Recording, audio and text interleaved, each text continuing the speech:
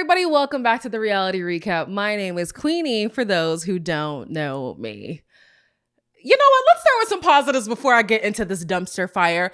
On YouTube, we have hit 10,000 subscribers.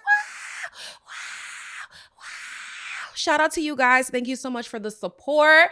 As always, you guys could follow us on other platforms as well. We are a podcast, so it is available for audio listenership. Also on Apple Podcasts, you can listen ad-free with Apple subscriptions. We're also available on Instagram and TikTok at Reality Recap Pod. And of course, as always, like, comment, share, and subscribe as you already have been. Thank you so much. On to the dumpster fire.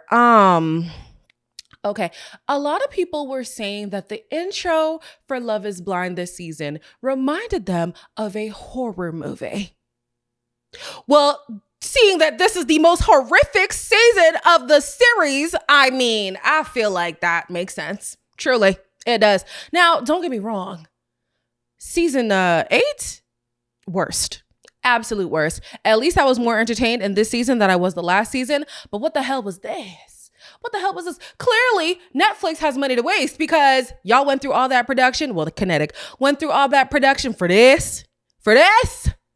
Child, let's get into it. Before I actually talk about what happened on the show, let's talk about some tea that happened off the show. So, what's her name now? Storytime with Ricky. Listen, one thing about that lady, she gonna come with the tea. So if you're not a tea person, you might want to skip a few minutes here. But Storytime with Ricky noticed that somebody was commenting on Allie, right? As we know, Allie and Nick ended their relationship in the last episode, and she seemed to be very upset. Actually, not the last episode, 2 episodes ago. And she was very upset at the fact that he was telling her no. It's like he needed to say yes because she wanted him to say yes. You cannot say no because it's not a no for me. So why is it a no for you?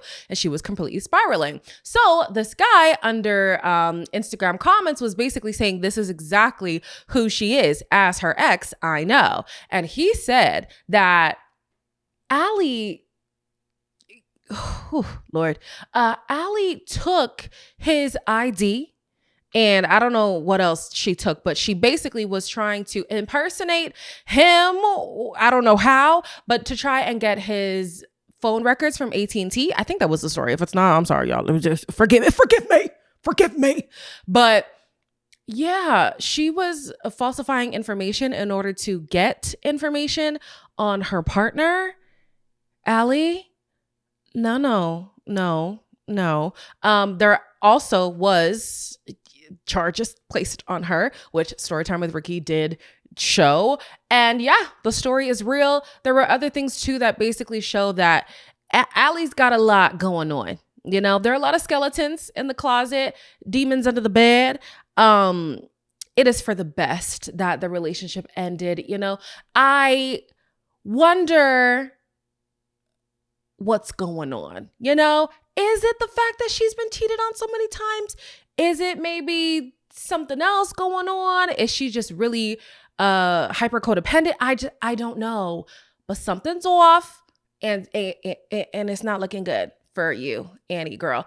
So yeah, I'm interested to see if they bring that up on the reunion. I know season 7 and season 6, when social media was on fire because of, you know, rumors that were coming out and stuff, the hosts did make a point to address it on the reunion. So will they talk about Allie's arrests and certain things? Not to necessarily say that she needs to talk about, you know, having a checkered past, but it kind of falls in line with her being very I'm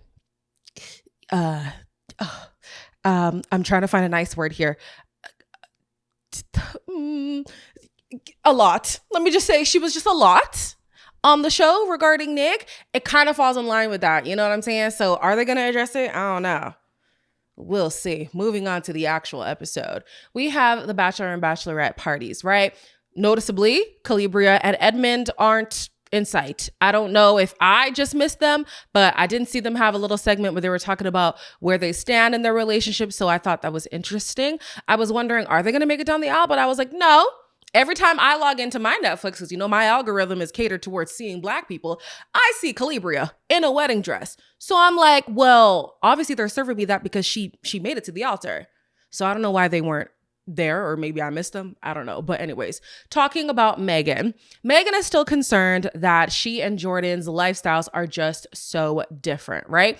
And there was a deleted scene. I actually didn't get time to see it, but I saw people recapping it. And basically, Megan's friends were questioning how Jordan felt about this disparity that they have financially, right? And they were like, well, how did you feel rocking up in your Kia and she has a Range Rover? Like really trying to, drive the point home that she's in a upper echelon compared to you. I mean, I don't know if this means anything, but like my cousin in Zimbabwe has a Range Rover. So I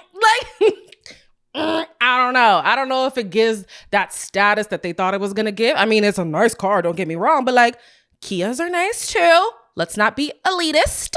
But from that moment, you could kind of see, okay, obviously this is a chip on everybody's shoulder, right? Is Megan slumming it with Jordan? Is Jordan punching above his weight? Is Jordan going to feel like he has to humble her in order to feel comfortable in this relationship? Who knows? But this whole season, that gap between them, that pay gap between them has been evident. And so she points it out here, and the friends are basically saying, I do think that is something to consider, but I think a big factor for you is the kid. You have fallen in love with this kid. You have built your relationship around, this sign that your dad sent you because of Luca. And I think that's going to be the big reason why you're going to say yes. And she co-signs that. And I'm thinking, that's not a problem.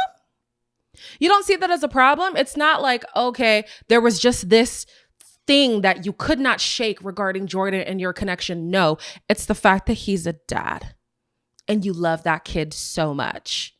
What that got to do with your relationship? So one day when you're empty nesters, what y'all gonna do? Look at each other in silence? Like, you have to have something strong going on between you if and when the child is no longer in the picture. Like, what is going to sustain your relationship? The love for the kid who already has a mother? Like, you don't have to step in to be his primary caretaker. Like, he already has his mom and dad very present in his life. So I don't know. I just thought that was interesting. I never liked the fact that she just kept saying, this has to be a sign from my dad. It has to be a sign from my dad. You could say that, wow, this feels very serendipitous, but that should not be your driving force to now choose this guy.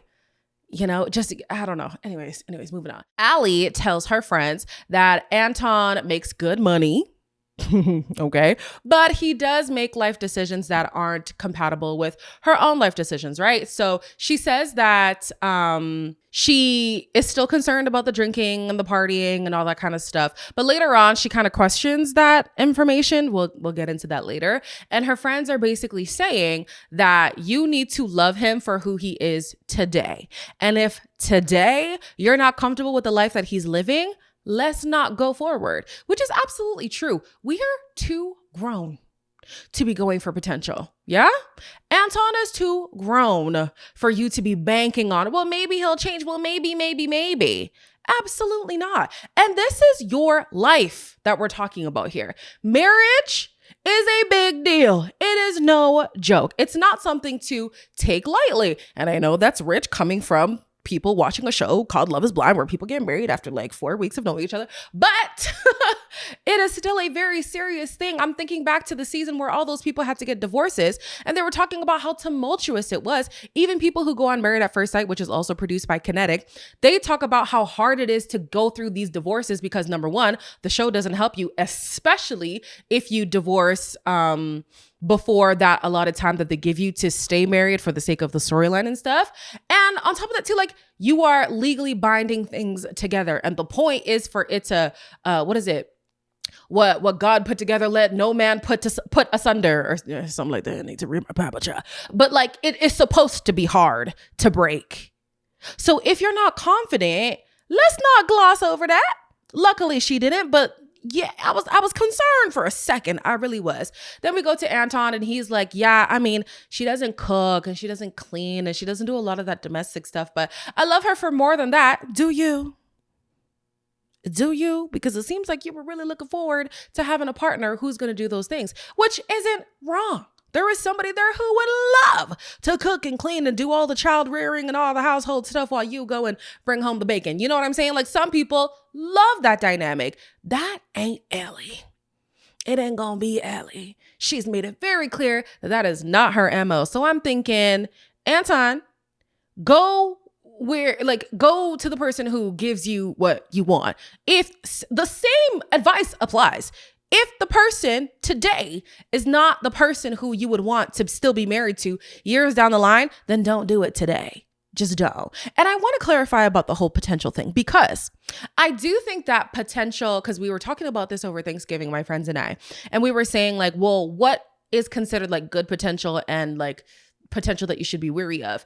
I need to already see the fruits of what it is that I'm hoping to see, right? So let's say you are not a millionaire, or you're not very financially, up there, right? It doesn't have to be millionaire, but I see that you have great money management. You're good at budgeting. You definitely don't splurge on useless things. And if it is useless, you know that there is a cushion there. Like, I'm seeing that you are good with your money. That is a potential that I can buy into. I see that you are kind. You are compassionate. You speak kindly to people. You are respectful. Like, those are things that's like, okay, obviously I haven't seen your full potential, but I'm seeing the fruits of the things that I want to see and the person who I want to be married to.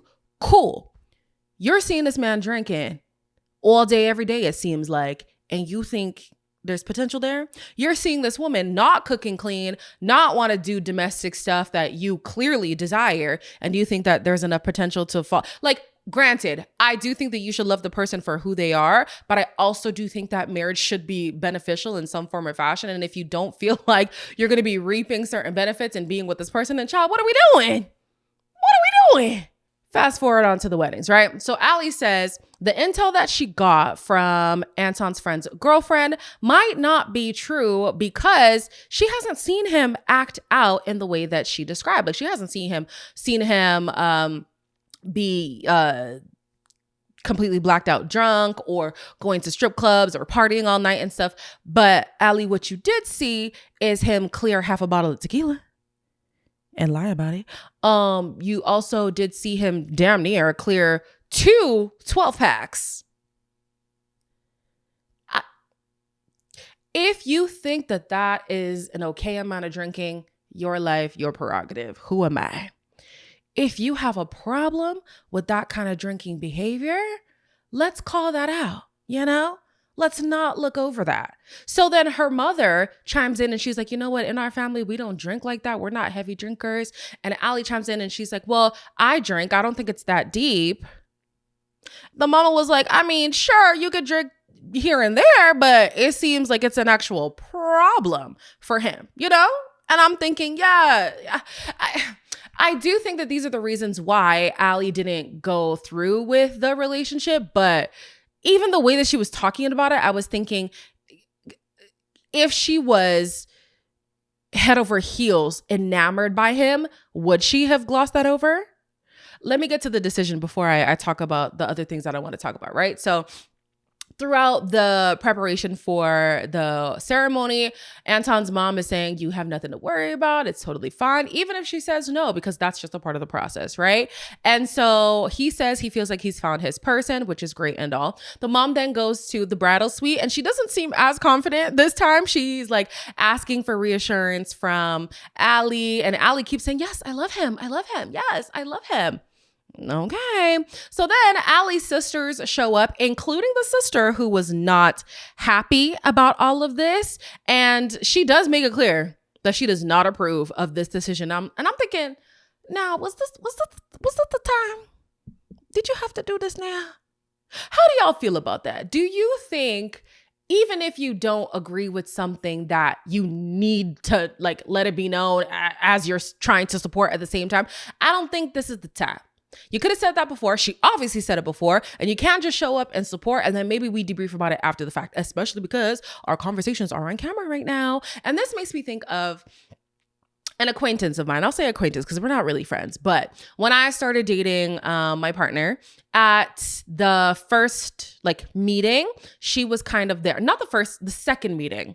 She was there, right? And she was starting to plant some seeds of doubt in my head. And she was saying, well, be careful of people like him because you don't know what ulterior motives they have and whatever. And I was thinking, I'm about to be on a 2-week vacation with this man. Is this the time to say this? You could have said it before, mamas. You could say it to me after. Right now, on the trip, at the beginning of the trip, now it's going to be playing on my head. And it was playing on my mind throughout the trip. And I'm thinking, well, you just ruined a good thing for me. For what? For what?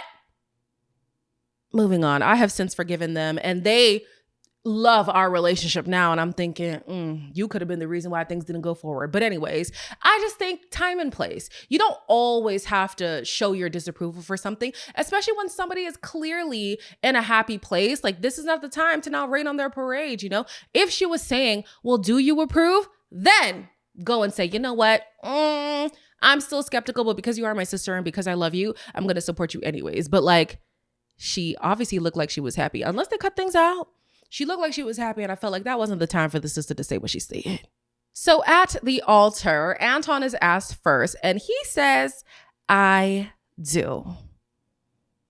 Y'all, falling for potential is going to get you into some bull. Like, be so careful agreeing to things based on what you think is going to be rather than seeing it for what it is. But anyways, he says, I do. And honestly, when the cameras are panning back into the crowd, I'm seeing some smiles. I'm seeing some excitement. Some people were straight faced, but there were enough smiles that made me think, oh, is this about to be a fake out? Like, is she actually going to say yes? Are they trying to make us think that she's going to say yes, but it's going to be a no? And sure enough, it was a fake out. She could not say I do. Thank God. She says the person who she fell in love with in the pods is not the person who she got to experience in person. And I wish I could agree, but we didn't get to see them in the pods.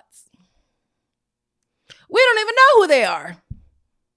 Allie doesn't know him. We don't know them. Girl, I wish I could side with you, but we barely got to see y'all, you know?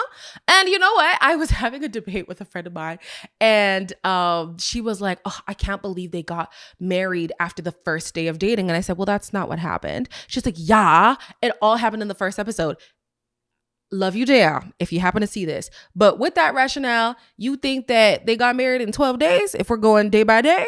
If every episode is a day, you think they got married after 12 days? Like that was my frustration with old girl. And then I realized, you know, some people watch TV differently. Truly. You could see that they obviously saw the process through, especially because we know now through a lot of accounts that they all get engaged on the same day. And it seems like it's like day 10 or something. And we saw flashbacks to them having multiple dates. You can't have that many dates on the first day. So yes, they did take more time than what we got to see. But even with what we got to see, we barely got to see anything. So yeah, I wish I could side with you, girl, but all right.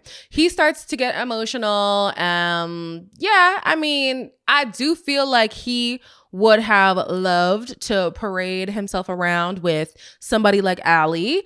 I don't know if she feels the same. And he even questions that. He's like, well, I don't know if it was our lifestyles. I don't know if it was looks. And that takes me back to what I was saying earlier. If she was completely enamored with him physically, would she have been able to look past some of the things that it looked like she would have been willing to look past? I wonder. And he's now questioning, is it a physical thing? We actually didn't get to see whether or not she was physically attracted to him, but we do know that she had an issue with him kissing with his eyes open. And I was wondering, did you feel uncomfortable whenever you were kissing, that you had to examine how he kissed and stuff? It just felt like there were certain things that she was micromanaging, but they never made it seem like the physical aspect was an issue that they were going through. Probably because that is a storyline that they do dive into every single season. There's at least one couple who's not quite feeling each other physically, or one person is not feeling the other physically. And they already had that this season with Joe and Madison. So yeah. Oh, and Casey. Yeah, they've already rinsed that topic. So maybe that's why they didn't focus on it. But anyways, this girl runs out. She collapses like Giannina from season 1. And, you know, she's clawing herself out of this dress. I'm thinking, damn, she's ready to go. Okay.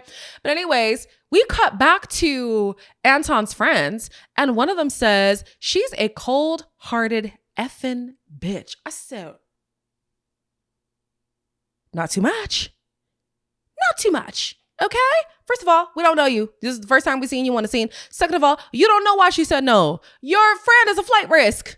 Allegedly, that's what it seems like. Your friend is a flight risk. So yeah, I wouldn't have proceeded either. And unfortunately, the name of the game is you are supposed to go to the altar and then make your final decision. It would be great to make it beforehand, but a lot of the couples decide to express what their decision is at the altar. So yeah, I was like, friend, not too much. The next wedding is KB and Edmund's. And immediately when Kalybriah is walking in, she gets emotional. You would think she's ready to marry the love of her life. I'm thinking Kalybriah.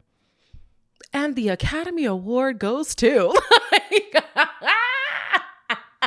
And the Academy Award goes to, because if you did not know her fiance was Edmund, you would think, oh my gosh, this girl has been dreaming about this day for her whole life. She's so ready to finally walk down the aisle to the most amazing man on the planet Earth. She's so excited. She was so overcome by emotions and happiness. I really believed for a second, oh, she really about to walk to somebody who she's so eager to get married to. Then I remembered who her fiance was. And this is no shade to Edmund. It's just looking at their dynamic. I just don't see how that works. And honestly, doing a recall to last week, when you call somebody a B, when you call a man specifically a B, and more specifically, a black man, because I'm sorry, that holds a lot of weight in our community. Calling a black man a B, that's the end of the relationship. That's the end. Even if things were actually on a good trajectory with these two, if you call him a B, likely there's no bouncing back from that. It can happen. Some people do bounce back, but oftentimes that's the end of the road, baby. So yeah, I had to remind myself, oh no, she's walking to Edmund, child. This ain't going nowhere. Okay. So Edmund's mom could not make it for one reason or another. He says that it was personal reasons. I don't know. Edmund's mama, she was giving interesting energy. So honestly, it's probably for the best that she didn't come. So we did have Kalybriah's mom step in kind of as a mother figure, which was really nice to see. She was trying to comfort him to say, you know what? She has her reasons, but you have people who love and support you. I'm here to support you as well. Even though I am KB's mom, if you do need anything, I'm here for you, which is great. We also see his 5th grade teacher come. Finally, we get to meet this lady who gets him so emotional, right? He says that, basically he was a problem child and he needed guidance. So to have her kind of be his guardian angel was a blessing. And now she's here and she's like, you can call me by my first name. Actually, you could even call me mom. I said, oh. I don't know, maybe I'm personally triggered, but I once had a teacher who also wanted me to call her mom. And I was like, no. I got one. Maybe if I didn't have one, it would have hit different, but I was like, it's okay. We don't have to do that. Let's keep this professional. All right. Okay. So yeah, he's very emotional, but he's excited that he has people who are stepping in on his behalf.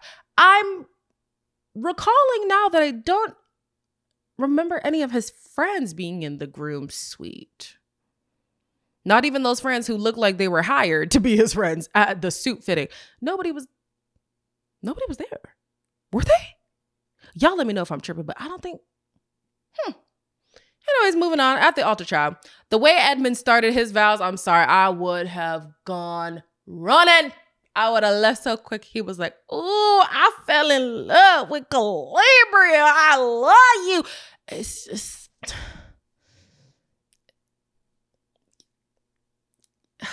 Sorry to the listeners. Let me explain what I'm doing with my face.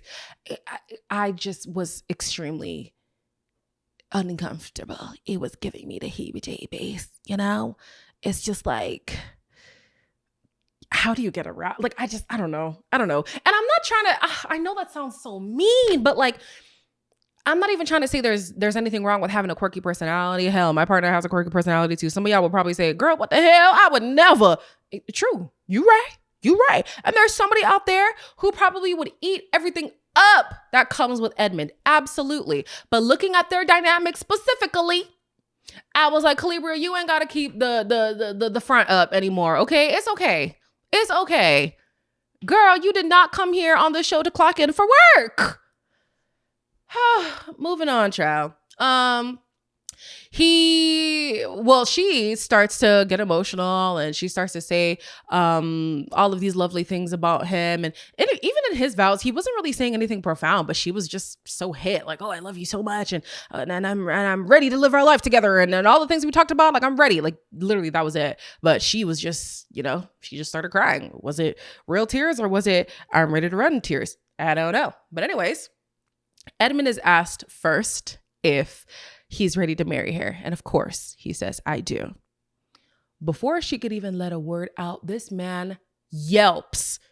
And you could tell she's about to let him down. And I'm thinking, yet another thing that would send me running for the hills, because the way that he reacted, oh, guys, I'm sorry. Like, dry right up.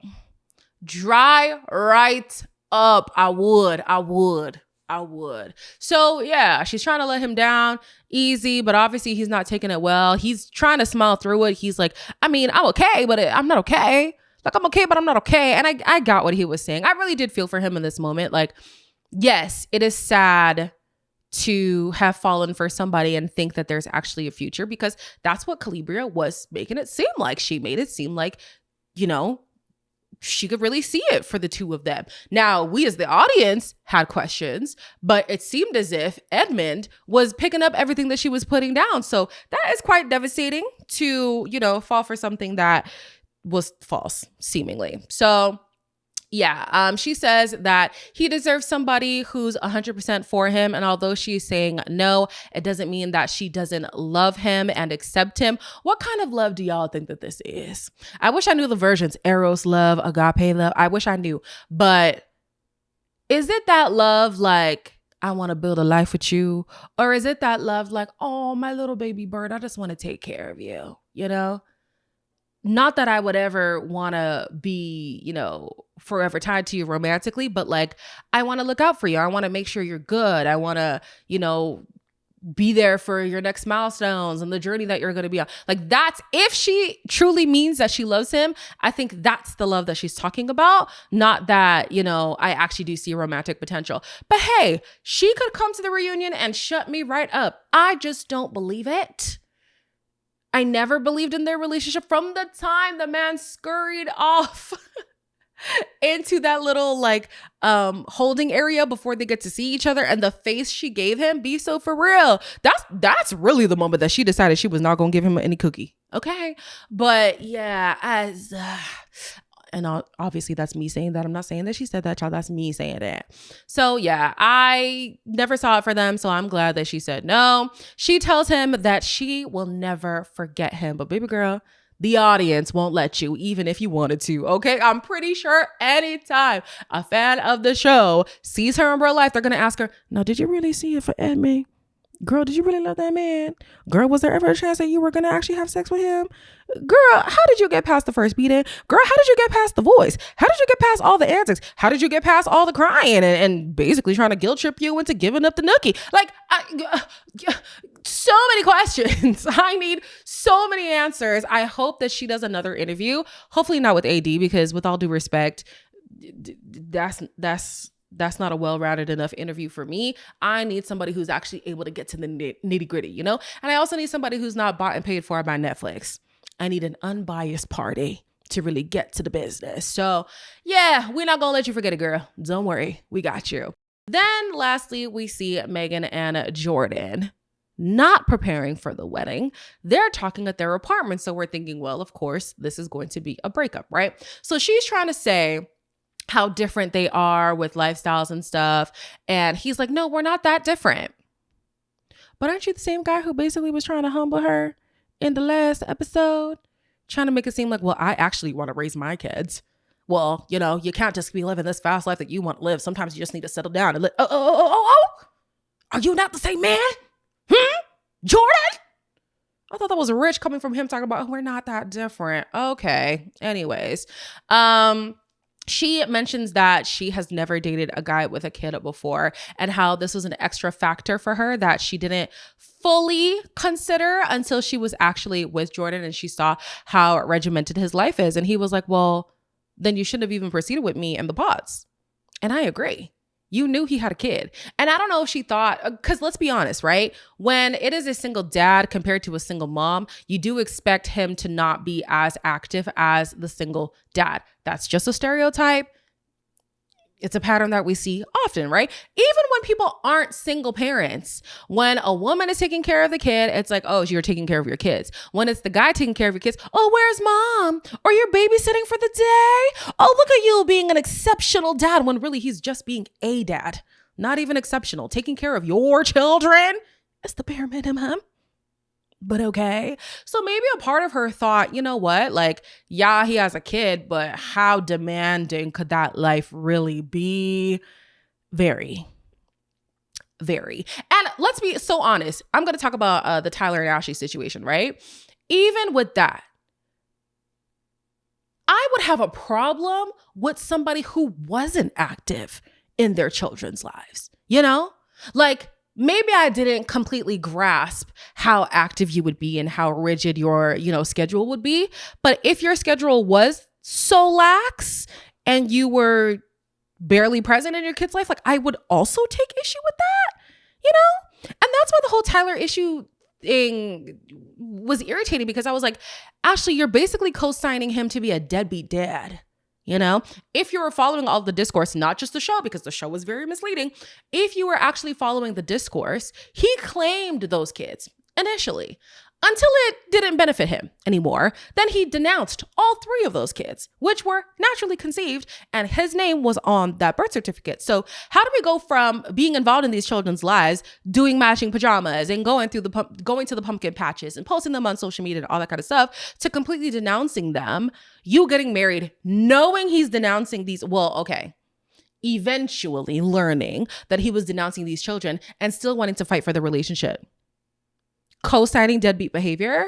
I'm sorry. No, that could never be me. Literally last year, like summer last year, I was talking to a guy who didn't tell me for a month and a half that he had a kid, and then was like, oh, I mean, really the mom does a lot of the heavy lifting and stuff like that. The fact that he even hid the fact that he was a father from the beginning was an issue. The further issue was the fact that he just put majority of the co-parenting on the mom. And he was like, oh, I mean, we do FaceTime a lot. Is the phone going to raise the child? What you mean? What? Absolutely not. And he's like, oh yeah, I mean, I do see her once a month. Ugh, no. I don't necessarily have a problem with somebody who is a father, but if you are going to be a dad, be an active dad. Also last year, I was talking to a guy who was an active father. His kid was like 6. So there was a little bit more freedom in his schedule. The other guy, his kid was 2. So I loved the fact that he was an active dad, but also that was something that played into our dynamics. He wasn't as free as I would have liked him to be, but I preferred that experience because at least you're an active father. Were you really ready to co-sign deadbeat behavior? Ciao. Anyways, she thanks him for introducing her to Luca, but she says she cannot go forward. He's basically mute this entire time. There's not much that he can say. He's like, well, I don't have anything else to add. I'm just going to go pick up my kid from school. I felt so bad. Like, you could see him just beat down. But I was thinking too, like, you know that your lifestyles weren't going to be compatible. You were trying to get her to relinquish a lot of her pleasures to fit into your life. And it just wasn't going to work, unfortunately. So anyways, he later says that his only regret was introducing her to Luca. And I said, I mean, I am thinking about Love is Blind. What season was that we just watched? France. Well, I watched. Maybe you guys watched it too. Y'all let me know. And there was a guy who was a dad, and he said, I'm not going to introduce my kid to my fiance until we get married. If we get married and this relationship, is fruitful, then you can meet my kid. But before that, I'm just not doing that. And I completely understand why. Like, you don't want to introduce somebody as a potential partner and then have to explain why they're no longer in the picture. At least with Love is Blind, the process is so quick. The kid is not going to remember in like a year anyways, especially at the age that he is. Isn't he like 5? Like 4 or 5 or 6 or something? He's not going to remember in a few years anyways. So Yeah, it's not that deep, but yeah, maybe he should have waited. Then we have Megan, who's like, I probably should have looked into things a little bit deeper. And now I'm questioning if I'm even fit to be a mother because, maybe I'm too selfish and maybe I'm, very narrow-minded and I'm not ready to think of a life outside of myself. And I thought, well, that's a bit of a reach. And I'm not shaming her for reaching. I just thought, no, let's not make that conclusion. Just because you do love, a grandiose life doesn't mean you're now not fit to be a mother. It really saddened me that was her perspective, especially because being a mom where you've had time to prep for it, where you've had time to actually, build a healthy foundation with your partner before having a kid, compared to stepping into the role of a stepmother with a child who does have their own complications. Those are two completely different things. And so, yeah, maybe you weren't ready for all that came with being a stepmother to Luca, but that doesn't automatically say that you're now unfit to be a mom. I did appreciate the fact that they did bring this conversation on screen. I wish they delved into it a little bit more. We saw her earlier on in the season, question if she was ready for all of this, right? And maybe from then, if they actually sat down and talked about it, instead of Jordan just being like, it's fine, you're okay, don't worry about it, maybe they would have discovered from then that going forward might not be the best decision, right? But I do love the fact that she even questioned it. Like, am I prepared for this? I've been saying a lot of controversial things lately, but I'm going to say it anyways. I do think more people need to question. I do think more people need to question if they believe they are ready for parenthood, because it is like the biggest responsibility on earth, I would say. You're literally responsible for how another human being turns out, like how they present in society, how they regulate themselves, like that's on you, right? So if that's something that you're not confident in, like completely, then maybe it's something to think about a little bit further with your partner. If you do have that luxury to think about it with your partner, obviously there are situations where, pregnancy comes by surprise, whether you are married, not married, something else unfortunate happens. So I'm not saying that like, every single person should, think about this, intently. Some people don't have that luxury. But if you do have the time to think, am I ready for parenthood? Please do.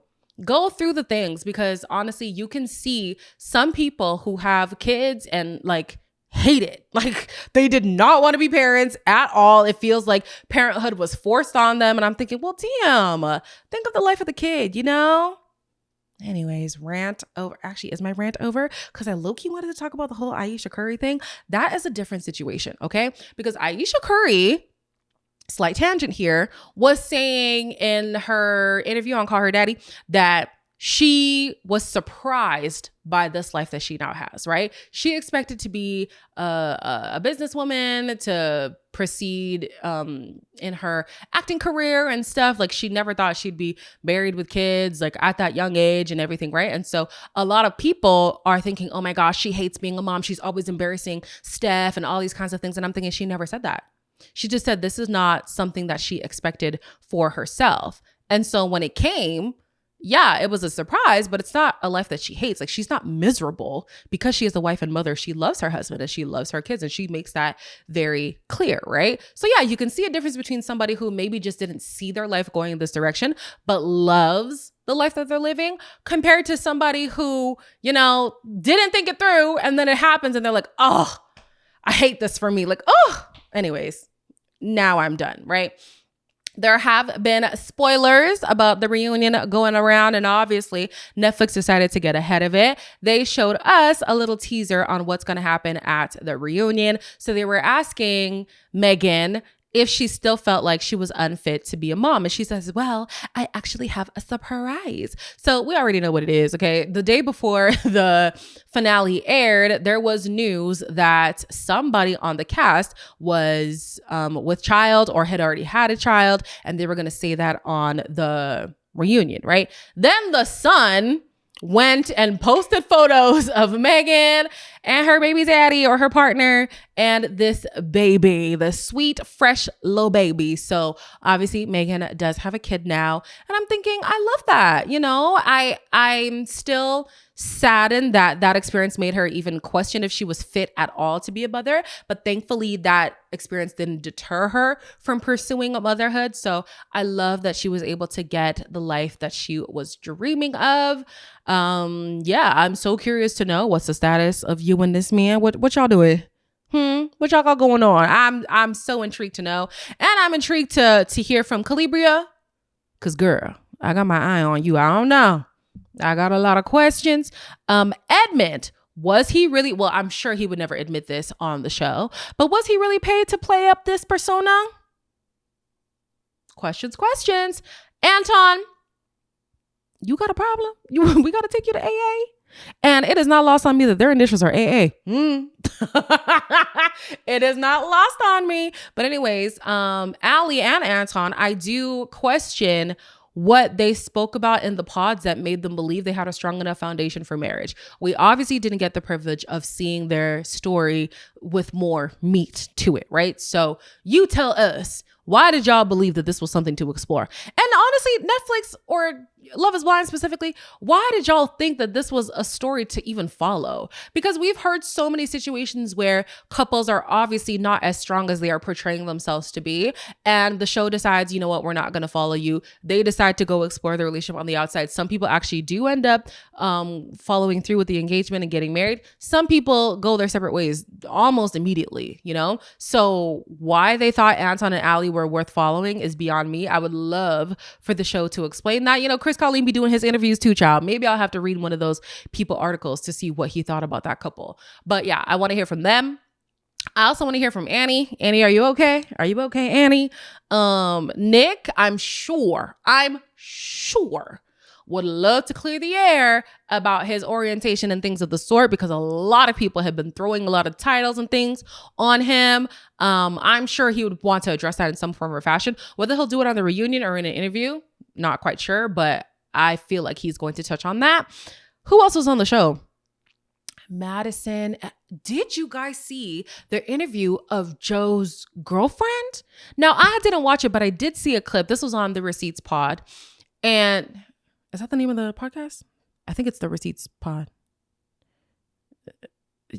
I'll go with that. Anyways, so Joe's current girlfriend was talking about the fact that she started dating him about a month, I think. Was it a month after he broke up with Madison? I don't know, something like that. But anyways, Casey was pushing up on her mans. So that story that Madison gave on another podcast saying that Casey was all on him, that seems to be true because Joe's girlfriend is also co-signing that, right? But where this loses me is she was still doing that when Joe and the current girlfriend were actually official. And it was well known around the Denver community that they are in an official relationship. Casey kept on with that behavior. Number one, Casey, weird vibes. That is absolute weird vibes. But number two, so Joe's girlfriend, don't you think that Joe should have maybe shut things down?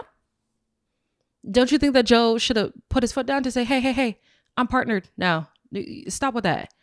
Doesn't the part of you think that he was maybe entertaining things to make her keep going? I don't know, child. I would find problems with somebody still pushing up on my partner after they know that we're fully together. You know what I'm saying? Like, and it's not even something that she does over DMs. Like, this is something that she does in person. I think she was talking about a story where they were all out and Casey was doing her whatever foolishness. And then when the girlfriend left, she got DMs of Casey continuing to do that behavior. And you are not calling out your mans?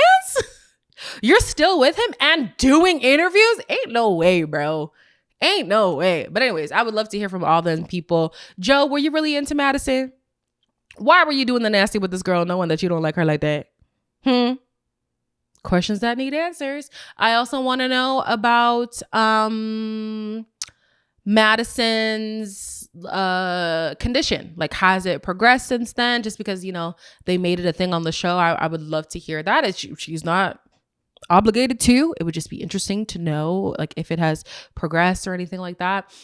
Who else was on the show, child? Patrick, Anna. Her name was Anna, right? I want to know if they have worked through their complexities of racial stuff. I need to hear that. I really do. And I think that was all the key people. Oh, the money guy. They're probably not going to talk to him. But honestly, Love is Blind does like to waste our time at these reunions. So maybe they will talk to the guy. What was his name? Mike? Yeah, let's talk to Mike. You really got it like that, Mike? And if you do got it like that, why aren't you paying your service providers? Okay, child. Back to Kalybriah before I end the podcast. Am I alone in believing that she knew if she wasn't going to handle this correctly, she would come across as a villain? Am I alone? Am I alone? Because I'm so sorry. Seeing how she is, I don't get the impression that she would have genuinely been into him. Even when they were breaking up, she was like, and you have the best body. You ain't got to keep up the facade no more. It's okay. That's actually okay. I just wonder if she knew, okay, I need to position myself properly so that when this is over, I got some good things lined up. That's what it felt like to me. I'll be so honest with you. And there's nothing necessarily wrong with that. People go on television for notoriety, whether you love them or not. I know people love Lauren and Cameron, but even a part of them came on the show for notoriety. That's just a part of going on TV. You expect to be recognized, you know? So I'm not mad at that, but like, why? You know? Why front like you were genuinely interested in this relationship? That's the part that's losing me. But anyways, with that being said, Netflix, I think you need to change the formula. Because this is now what, the third season that has no couples together. That first season was, what are them people's names? Ayana and Jarrett, that whole divorce season. And then there was the season with Milton and Lydia. They were the only couple to get married that season, and they got divorced. So that season has no marriages either. And then there was, no, I think that's it. And then there's this one. So like something's not working. Hey, something is not working. I don't know if it's casting. I don't know if we should blame Chelsea. But like something in the milk ain't clean. We gotta change the formula, you know? Even when they announced that the next season was gonna be in Denver, honestly, I had no hopes. I don't even know much about Denver, but that was enough for me to be like, ugh, what are we really gonna get from a Denver season? You know? Clearly no love. No love in Denver. So yeah, something's gotta give, you know? We gotta change up the casting process. Maybe we need to do it like, I don't know how that works ethically. I was gonna say maybe we need to do it like Too Hot to Handle, where people think they're going on some other show, but then they realize it's too hot to handle. It's tricky though with Love is Blind because it is supposed to end in a legal marriage. And some people already say, oh, I already told the producers I wasn't ready to get married and they still casted me. You still had the decision to say, no, I don't want to go forward, but okay. Yeah, that one is a little bit more murky, but let's change up casting. Maybe the duration? I don't know. Clearly Netflix has money to waste because y'all put in all this money for production for a dud season. Let me pitch a show to you because clearly, you know, the budget is big. Y'all spent all this money on real music, okay? All this production, all this traveling, all paying the crew and all this stuff for nothing. For nothing.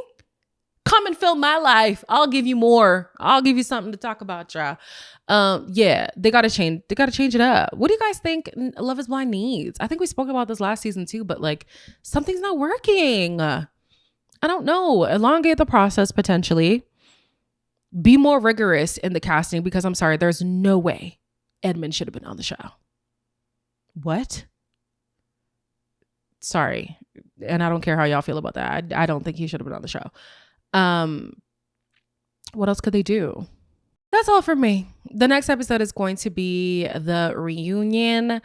I hope that the questions that I have are answered, but seeing the track record of Love is Blind reunions, I don't think that will be the case. So I am going to be looking out for the interviews. I am going to be MIA for a little bit, so hopefully I'll be able to watch a lot of interviews before I go, and then we have some great content coming for you guys in my absence. Stay tuned for that. But yeah, I need the tea. I need the tea. And I also need a break from Love is Blind. Don't come back for a year. I want to see y'all next October. Yeah? Because this quick turnaround, I think that's also why we're having like Love is Blind fatigue. It's just too many. And the international seasons have been doing so much better. I love Sweden. The first 2 seasons of Sweden, great. That first season of Germany, great. People love Brazil down, and Brazil even has a mature version, a mature season out too. I think Italy is supposed to come out. I loved France. Not how it ended, but the conversations that were happening on France. UK, we love UK. I don't know. Love is Blind US, something's not fully clicking here. So let's go back to the drawing board and then give us better content. But that's all from me today. As always, like, comment, share, subscribe, and I'll see you guys in the next one.